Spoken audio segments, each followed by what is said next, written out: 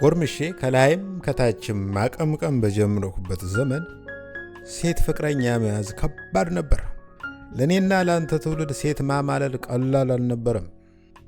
አብረው ከሚማሩ ቆንጆች መካከል አንዲቱን ትወዳለህ። በባለ ቀለም ወረቀት ላይ አንጀት የሚበላ በተወጋ ልብ የተሞላ ደብዳቤ ትጽፍላታለህ። ከሰኞ እስከ ዓርብ ከትምህርት ቤት እስከ ቤቷ ድረስ እየገሰገስ ትሸኛታለህ። በሽኝት ወቅት ብዙ አበሳ ይጠብቃል። ተፎካካሪ ጎረምሶች በቦክስ ገላብጠው ፊትህ ላይ ሌላ ተጠባባቂ ፊት ይጨምሩልሃል። ለፍቅር ብለህ የመጀመሪያውን ኃጢአት ትሰራለህ። ለዘይት መግዣ ከተሰጠ ብር ውስጥ ሸርፈህ ጦር ማስቲካ ትገዛላታለህ። የቤት ስራዋን ትሰራላታለህ። ከጥቂት ጊዜ በኋላ የራስህን የቤት ስራ መስራት ታቆማለህ። ኮከብ ተማሪ የነበርከው ልጅ ኮረት ተማሪ ሆነ ትወረወራለህ።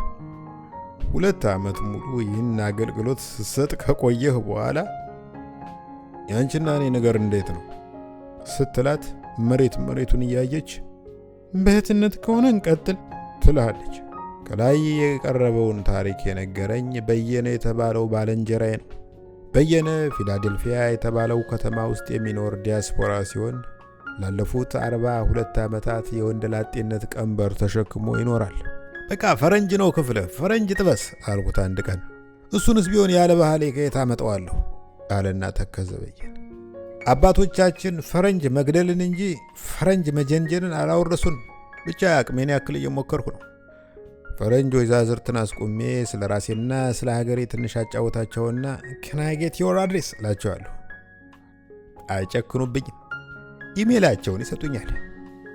በኢሜል መጀንጀን በጣም ከባድ የሆነ ነገር ቢሆንም መቼም ተኮራምቶ ተመቀመጥ ይሻላል። ታዲያ ከዕለታት አንድ ቀን ይህ አባባሉ ትዝ ብሎኝ ተከዙ። ትክዤም አልቀረሁ። ቤቴ ገብቼ የሚከተለውን ግጥም ጻፉ። ሊጋባ በየነ እንዳማረው ቀረ እንደ ጀነጀነ። ኢሜል ሲለግሱት ስልክ እየለመነ የዛሬ 2 ወር ገደማ ሃይ የሚል መልእክት ስልኩ ውስጥ ገባለት። በጣም ገረመው። ከ4 ወር በፊት ለላከላት ሰላምታ ዛሬ ምላሽ መስጠቷ ነው። መልስ ትሰጠኛለች ብሎ ጠብቆ አያውቅም። ዝነኛ ተዋናይና በተምሳሌትነት የታወቀች ሴት ናት። እንደሱ ላለ ሰው ጊዜ አልነበራትም። ዛሬ ግን ምላሽ ሲያገኝ ገረመው። ግን ብዙ ሊገርመው አይገባም። ቀሳ ወጥታለች።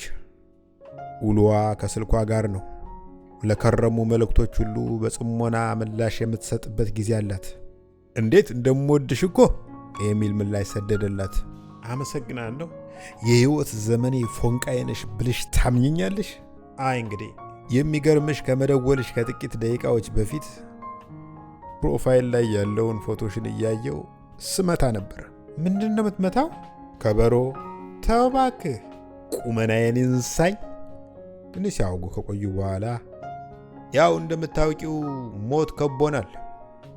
እኔ ከፋም ለማም አብይም እስካሁን ኖሬያለሁ። ከዚህ በኋላ በህይወቴ የምጠይቀው አንድ ነገር ነው። ጡትሽን ፎቶ አንስተሽ ላኪልኝ። የላከውን አይታ ከድፍረት ቆጥራ ብሽቅ ብላ ብሎክ ታደርገኛለች ብሎ ጠብቆ ነበር። ምን ይጠቅምካል የሚል መልስ ላከችለት። ለመጨረሻ ጊዜ ደስ ብሎ ይልሙት፣ ከተረፉ ደግሞ በአንቺ ሰበብ እንደተረፉ ቆጥረዋለሁ። አልገባኝም። እውነቱን ንገረኝ ካልሽኝ በጣም ደብሮኛል። መሞት ፈርቼ እንዳይመስልሽ። ሕይወቴንና ዶላሬን ለሀገሬ ስቆጥብ የኖርኩ ሰው ነኝ። አገሬ ገብቼ ህዳሴ ግድብን ከጠላት እየተከላከልሁ ከመሰዋት ያለፈ ዓላማ ኑሮኝ አያውቅም። በቻይና ቫይረስ ተነድፌ በአሜሪካ ሆስፒታል ውስጥ መሞትን ግን ልቀበለው የማልችለው አሰቃቂ ፊልም ነው። ደግሞ እኮ እንደ ሀገራችን ወግ በፍትሐት በጸሎት በሙሾ መሸኘት በስንት ጣሙ። ከሞት ብድግ አድርገው የቄራ ፍሪጅ የተገጠመለት ሲኖትራክ ውስጥ ይወረውሩኛል። ያ እንዳይሆን በተቻለ መጠን አጥብቄ እጠነቀቃለሁ። ቤት ውስጥ ሳይቀር ማስክ አደርጋለሁ። ፈረንጅ ስለማላምን ይገርምሻል፣ ራሴ የሰራሁትን ማስክ ነው የማደርገው። ማስኬ ደግሞ ባለ 3 ገበር ነው። የፊትና የኋላ ኪስ ሳይቀራለሁ። በእርግጥ ወፍራምና ክብ ፊቴ ለማስክ አልተፈጠረም። ገርምሻል፣ ቅድም በመስታወት ራሴን ስመለከት በጣም አዘኑ። ዳንቴል የለበሰ ግማሽ ድፎ መስያለሁ። ደግሞ ስተኛ ራሱ አላወልቀውም። ታፍኜ እንዳልሞት ጸልይልኝ የኔም ቤት። የኔ ጡት መላክ ከዚህ ሁሉ ጋር ያለው ግንኙነት ምንድነው? ጡትሽን ብትልኪልኝ በድብርትና በትካዜ ሳቢያ ስራ ያቆሙት ህዋሳቴ ይነቃቃሉ።